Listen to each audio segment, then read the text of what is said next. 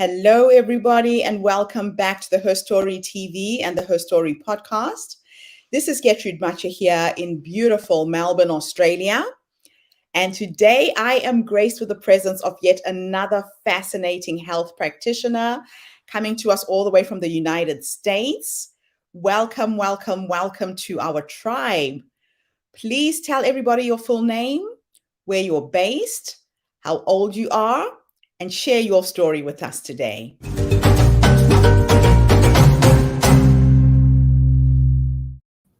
Hello. Thank you so much for that introduction. I'm excited to be here. I'm Dr. Lora Shahine. I am a reproductive endocrinologist practicing in Seattle, Washington in the United States. I am 45 years old, and my story is that I've been helping people build their families for over 15 years after a lot of schooling and a lot of training. And I'm very grateful for the role that I play in people's lives and what I get to do every day, which is help people build their families. I'm originally from North Carolina, which is on the East Coast of the United States. And I went to college and studied science at Georgetown University in Washington, D.C. I went back home for medical school at Wake Forest University in North Carolina and got exposed to all different types of medicine. I had a really hard time deciding what I wanted to focus on because I was fascinated with lots of different types of medicine. And my last rotation was obstetrics and gynecology, and I absolutely loved it. It combined surgery, primary care, fertility, women's health. Just thought it was a fantastic field. I matched in a residency in obstetrics and gynecology in San Francisco. So I went all the way to the West Coast to do some training. It took 4 years to complete that residency program. And in that training, again, I just loved what I was doing. I loved delivering babies. I loved helping with gynecology surgery. But I was really fascinated with infertility and a lot of the technology and how much things were changing so quickly in the field. I loved IVF and just really being a part of that really important part of someone's life. And so I decided to do a fellowship in reproductive endocrinology and infertility, and was fortunate enough to match at Stanford University. So I stayed in the Bay Area in California. That was a 3-year program. That is a lot of school. You can see all the degrees. I don't know what to do with it. I just put them on my office wall. But I enjoyed it. Every part of it. It's tough, really tough. There are definitely challenges in training, but really enjoyed a lot of different aspects of it. And when I was looking for my job and a clinic to join, I looked all around, and I was so fortunate to find this practice in Seattle, Washington. It's Pacific Northwest Fertility. It was founded in 2005. I joined it in 2009, and I have been here ever since. It's a fantastic, wonderful practice. My partners are 4 other women. There's 5 female physicians here. We have multiple nurse practitioners. We have an incredible IVF lab and lab directors that give us incredible outcomes. And it's really, really been a journey and fantastic. If you had asked me, years and years ago, growing up in North Carolina, could you imagine yourself settled in Seattle, Washington, clear across the country? I would have said, no way, you're crazy. And here I am, and I absolutely love it. I do more than treat patients clinically. Would you like me to tell you a little bit about that? Yeah, you are in a fascinating field of medicine. And, our focus right now is on women's health. And, when I was trying to find out more about you and I was reading up some of the information you put out, you said 1 in 8 people are infertile. Are the numbers that high? Absolutely. Absolutely. I think that we're taught in school and we see on TV and in popular culture that the assumption is that it's easy to conceive. The assumption is we're in complete control of our fertility because contraception does a great job. We can do a great job of controlling when we don't want to get pregnant. But then when we do want to get pregnant, it can be quite a shock that it doesn't happen easily for everyone, and it's more common than people tend to believe. Now, you have written a best-selling book called Not Broken. Tell us a little bit about the book. What is it? Absolutely. So my first book actually was an integrative approach to fertility, and I wrote it with an acupuncturist here in Seattle, and that was fantastic to go. It's called Planting the Seeds of Pregnancy, an integrative approach to fertility care, and it's really teaching people how Western medicine approaches fertility care, which is what I'm familiar with IVF and treatments and medication. And then the co-author, Stephanie Giannarelli, she introduces how Eastern medicine feels and treats fertility. And we both believe that together, very often, people can have incredible outcomes. And so I learned a lot in helping Stephanie with her book. Honestly, that was her idea, and I learned a lot.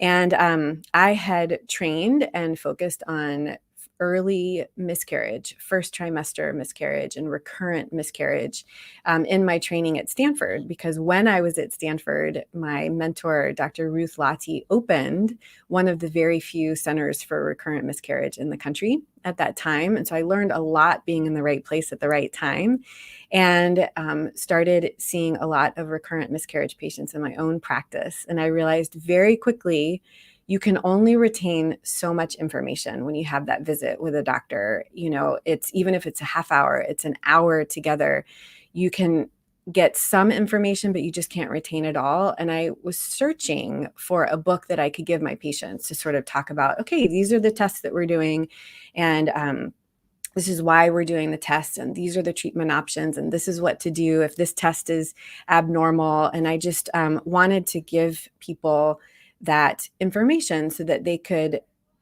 continue learning when they leave the clinic. I think a huge part of my job is teaching and educating. I want people to not only understand, what we're doing, but why we're doing it. And by writing this book, I realized that I could give this resource to my patients, and I self-published it, and I wanted it to be available for everyone who wants to learn more. At the time of publication in 2016, there just wasn't a book like it. It seemed to me that the books that were out there were either very highly technical, like this thick, and like written from a very medical and completely evidence-based medicine, which is exactly right. And that's exactly what I do too. But almost too much information and very technical. It's just hard to read as a layperson. Or the other types of books that were out there were wonderful stories that people were sharing and their own personal journey through recurrent miscarriage. And I wanted something that combined it. And so Not Broken is a labor of love and an incredible experience. And it's really been well received. So thanks for asking about that. Well, it sounds to me like it's a real gift, because the infertility journey can be lonely. It can be very, very stressful. And a lot of times couples just don't know where to start, don't have the resources, or like you're saying, the medical practitioners attending to them are talking way above their heads. It's hard to digest everything that they need to consume while they're going down that journey. So what would you say is the cause of recurrent miscarriages? Some women get lucky, get pregnant straight away. Others don't. What is the cause? The most common cause of first trimester miscarriage is an issue within the embryo. So it's typically a genetic issue. If you're able to test the pregnancy loss, you'll find that 60 to 80% of the time, it's a chromosome imbalance. It's a misconnection when those chromosomes come together. Half of the copies come from the egg, half of the copies come from the sperm. And when they come together, a lot of times it comes together correctly, but if there's imbalance, if genetic material is lost or over duplicated, or there's too many chromosomes or missing chromosomes, then the pregnancy can start and cells can develop and it can implant, but at some point it's just going to not continue developing. And this is huge for understanding, because forever, anything that had to do with family building, fertility, sex of the baby, miscarriage, it's always been the woman's fault. right? Like it's a woman's responsibility to provide the babies in the family. And so if anything goes wrong, it's got to be, the woman's fault. And we sort of fall into that. And a real issue with not talking about infertility and not talking about how common miscarriage is, 1 in 4 pregnancies will end in miscarriage, but we still don't talk about it. And it allows us to sit in shame and silence. And by not sharing, we're not realizing how common it is. And most people that have miscarriages do go on to have a baby if they try again. Now, that doesn't mean that there aren't things that we can test for. So if someone's having miscarriages, we should absolutely do an evaluation and make sure we're not missing an anatomy issue, an immune issue, a blood clotting issue, hormonal issues.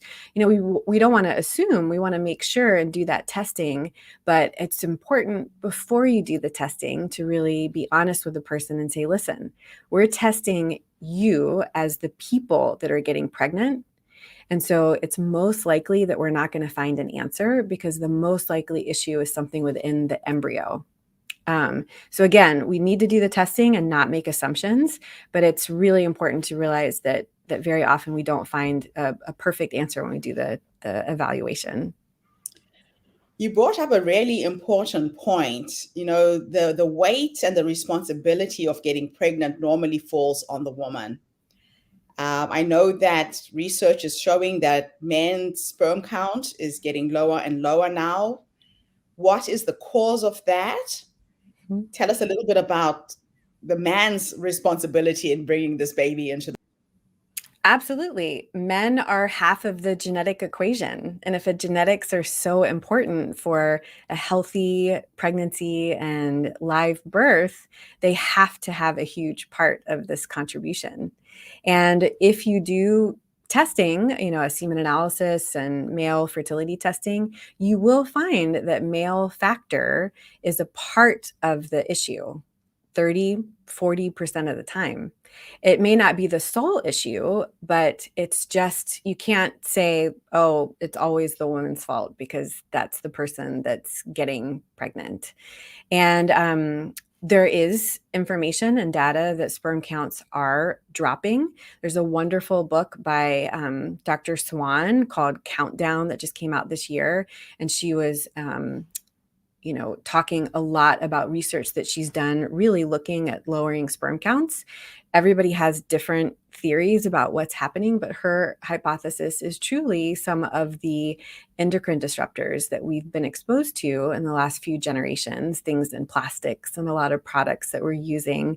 And we're learning a lot about endocrine disruptors and their impact, not only on reproductive health, but our overall health and well-being. Wow.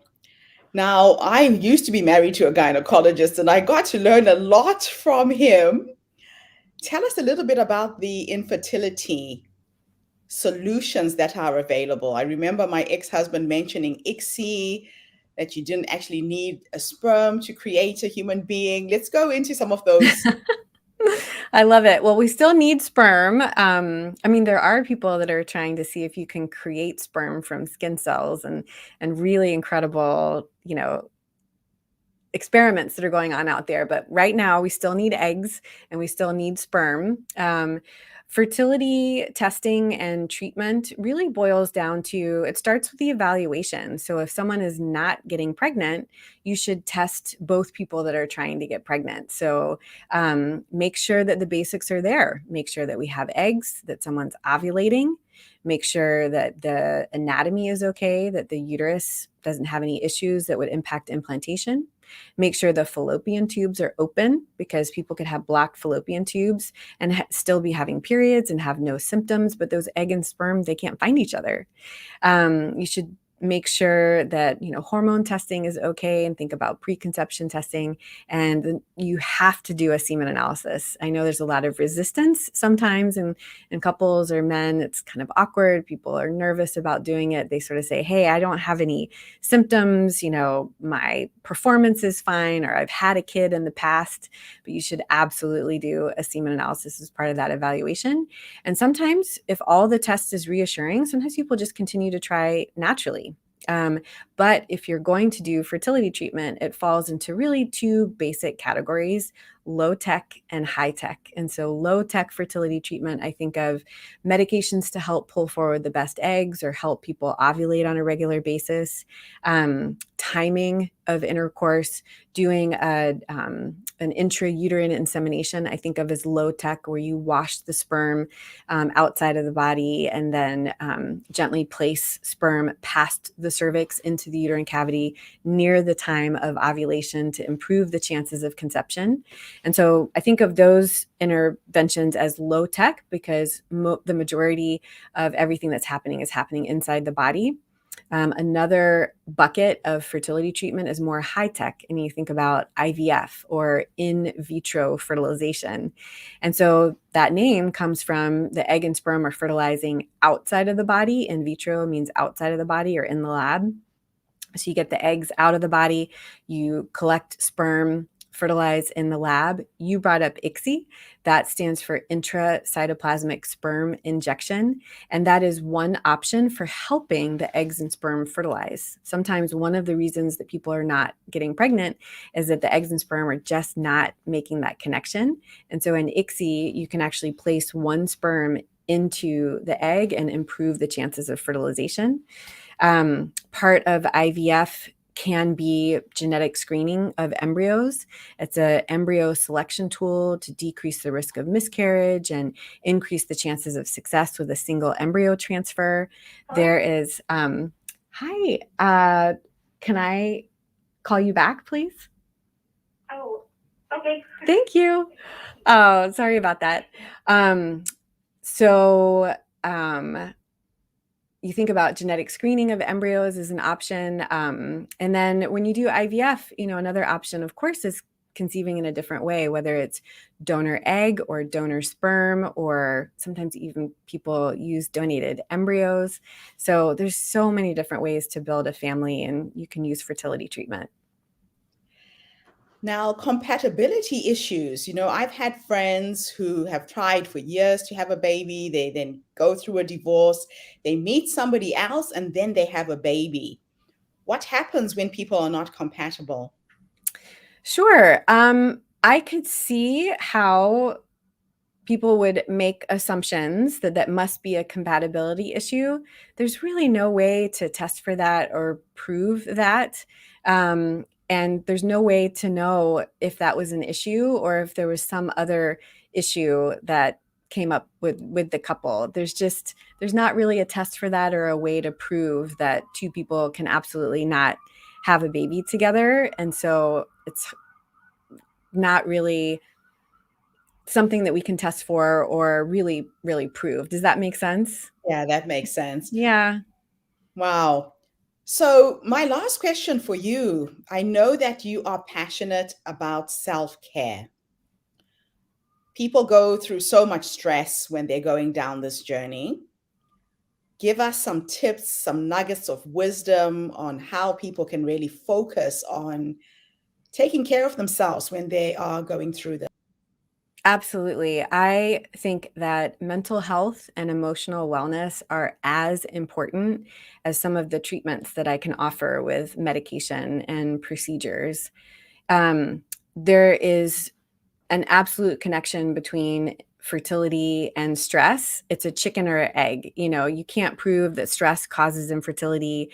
You can't sort of link them directly, but the infertility, not conceiving when you're ready, the treatments, it's all stressful. We can't eliminate stress, but if we work really hard on our stress management tools, we can decrease our time to recovery from stressful events and really walk through this journey. Fertility and getting your family can end up being a marathon, not a sprint. And so we need to build tools to get us over the finish line. And everyone's different. But I talk to my patients about one-on-one therapy. There's nothing like one-on-one therapy. It's incredible. Sometimes it's hard to find the time. Sometimes it's hard to find that therapist that you connect with. Some people really appreciate group therapy. Sometimes you can find it through, in the United States, there's resolve.org, which is a nonprofit patient-led fertility organization with education, but also they organize now through technology, Zoom or Microsoft Team meetings where people can connect and share their stories and support each other. And sometimes people find time to themselves, journaling, practicing gratitude, mindfulness, fertility yoga, taking walks, reading, just making sure that you take care of yourself and your emotional needs is essential. It is so easy to compartmentalize and put yourself on the back burner and take care of everyone else's needs before your own, because it actually takes work to make that space to do it. But I really encourage people, you're going to be a better employee, a better partner, a better, family member, a better friend, if you take that time to take care of yourself. And you know what? You're going to be able to continue to try if that's right for you. I talk to my patients about, there's many reasons that people might stop fertility treatments or stop trying. Maybe they decide to go in a different path and they decide to choose adoption. Maybe they decide, you know what? A child-free life is perfect for me now. I've changed my mind. But if someone stops their fertility treatment because it's just too emotionally hard, they just can't take it, then I feel like I've failed them, because I really want to support them on that emotional journey. Fantastic. Is there anything I should have asked you? I want to squeeze as much out of you as I can before I let you go. Oh, thank you. I just really appreciate this opportunity. And I just want to tell as many people out there as I can that infertility is not your fault. Miscarriage is not your fault. And don't allow yourself to do that kind of self-talk. Be an advocate for your care, ask questions, be very careful what you read on the internet. I don't tell people not to read, but I just say, read everything with a filter and find that healthcare provider, that doctor that listens to you, answers your questions, and really walks you through this journey. Fantastic. Thank you so much. And thank you to everybody who tuned in today. Come back again tomorrow when I interview yet another fascinating guest with our focus on women's health. Have a fantastic day, evening, wherever you are in the world. Thanks again, Dr. Laura. Thank Bye you. for now, everyone.